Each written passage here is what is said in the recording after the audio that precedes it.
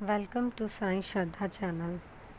आज जिनका अनुभव शेयर करने जा रही हूँ वो है मधु जी, जिनका अनुभव आपने पहले भी सुना है और बाबा की बहुत प्यारी डिवोटी हैं ये। इन्होंने अभी नवरात्रि के टाइम इनको ये बाबा से वैसे भी जनरली जब भी बोलती हैं तो मैं यही बोलूँगी कि कुछ बच्चे बाबा के इतने प्यारे हैं कि जब वो बोलते हैं कि हाँ आपके दर्शन नहीं हुए तो बाबा उन्हें किसी न किसी रूप में अपना अनुभव कराई देते हैं। तो मधु जी भी उन्हीं में से एक है। इन्होंने अभी बाबा को बोला कि बाबा बहुत टाइम हो गया, आपने कुछ अनुभव नहीं दिया, दर्शन नहीं दिया, तो आप प्लीज़ बाबा किसी भी रूप में मुझे दर्शन दो, मैं आपका दर्शन करना चाहती हूँ। तो इनका बोलकर मंदिर से हटना और कुछ ही टाइम बाद इनके पास साईं संदेश आना सेम वे में कि आज मैं तुम्हें किसी अलग रूप में दर्शन दूंगा, तो मुझे पहचान लेना करके जो भी। तो इन्होंने वो साईं संदेश पढ़ा तो एक बार तो ये बहुत खुश हुई कि जो अभी बाबा से बात बोली है वही संदेश इनको मिला है कि हाँ बाबा ने एक्सेप्ट किया है इनका प्रेयर।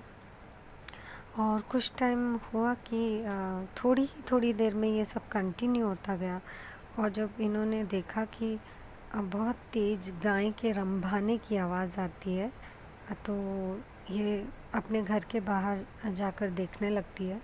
तो इनकी घर की चौखट के पास बिल्कुल सफ़ेद कलर की जो गाय हैं, गाय स्वरूप में बाबा आए और वो इनको देखने लगी और मधु जी इनको बड़े प्यार से देख रही थी और देखते देखते वापस से वो बहुत ज़ोर से रंभाई हैं गाय।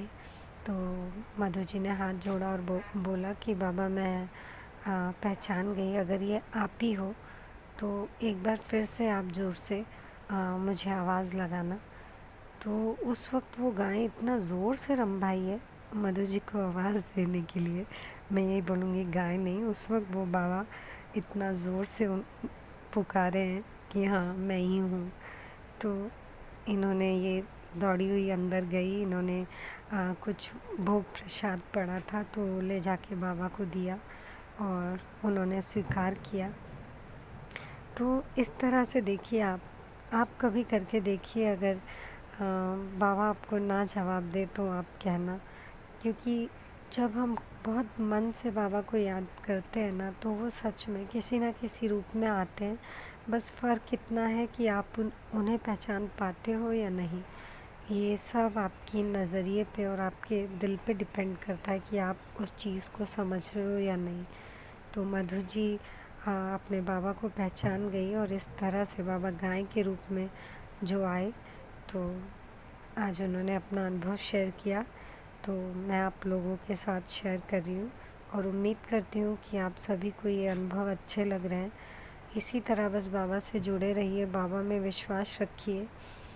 अगर कोई चीज़ नहीं मिल रही है, कोई भी चीज़ समय पे, तो शायद उसमें हमारा ही भला है और बाबा जो करेंगे अच्छा ही करेंगे। और फिर मिलूँगी आपसे अपने किसी अगले अनुभव के साथ। तब तक के लिए ओम साई राम, जय साई राम।